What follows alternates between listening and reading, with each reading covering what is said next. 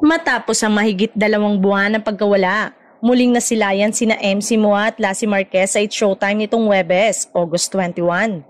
Nagulat ang madlang people nang sumama ang dalawa sa opening spiel kasama sina Ogie Alcacid, Ami Perez, Ryan Bang, Jackie Gonzaga, Jugs Jugueta, Teddy Corpus, Ayon Perez at Sean Dominguez.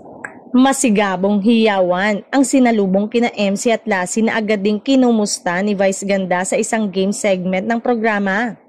Biro pa ni Vice, hirap na raw si MC, sasayawan sa pagbabalik niya sa entablado. Huling nasilayan ng dalawa noong Hunyo, bagamat walang diretsong paliwanag kung bakit sila nawala.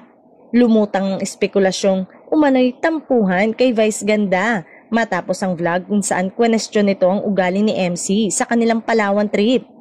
Gayunpaman, ilang ulit ding nagkasama ang tatlo bago pa ang pagbabalik nila MC at Lassie sa telebisyon. Patunay na maayos naman ang samahan nila.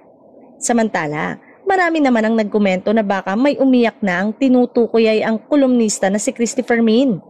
Maaalalang, ilang buwan ang iniintriga di umano'y hindi pagkakaunawaan ni na Vice Ganda at MC na nagsimula sa isang vlog noon ni Vice Ganda.